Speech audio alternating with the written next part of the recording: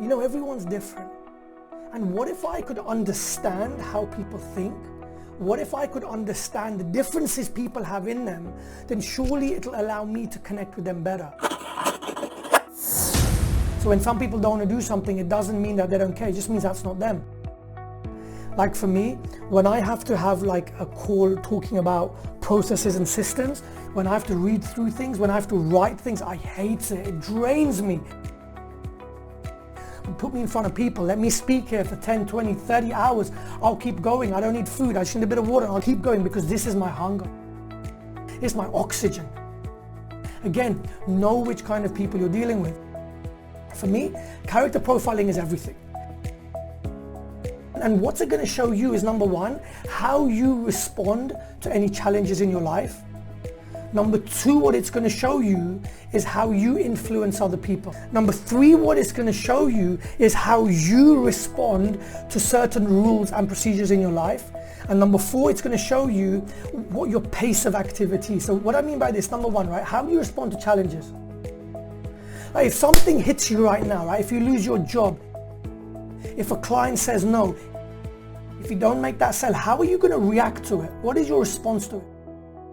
Some people may go into depression mode. Some people may go into a different mode, like, you know, wow, the next person I'm going to close. Other people may get depressed. What is it? Why is it where someone gets depressed and someone gets happy? When I started looking at people, I realized that there's types of people, right? In the world, you have task-orientated people and people-orientated people. But then also, you have another two types of people, right? And on there, you have outgoing people and you have reserved people, okay? So just draw that in. And everyone is on this scale, but everyone is a mixture of all of these. So if you are a task-orientated person, but an outgoing person, you're a red character, which we call a D trait for dominant. So obviously these are your outgoing people and your task-orientated people. These are the drivers in life. These are the dominant people, right? What they do is they prioritize results. They don't care about anything else. They don't care about the niceties. They don't care about your parents. They don't care about your kids. They care about one thing. They care about results. They care about bottom line. So you may have met someone, you're trying to do a small talk and they don't want any of that. They just want, like, you know, get to the point. That's your D type of person. If you are that people person, but you're outgoing, so for example, you still borrow the pencil, but you're very nice about it, you're the yellow type of person, the I type of person, the influencer type of person. People, they're like the social butterflies, they're the team players. If you're the person who's going to lend your pencil to someone else and you want them to have the flipping best experience ever, you're the green type of person, okay? The steady person, okay? The S person. The reserved and the people-orientated, they're very security-driven, okay? They don't like change. They're very easily overwhelmed. And if you're that person who lend the pencil, but you're very strict over when it comes back, and the more you are, then the more C you are, okay? The more compliant. So when you look at the characters for this first D-I-S-C, it stands for this, the disc profile. So everyone is a blend of these colors.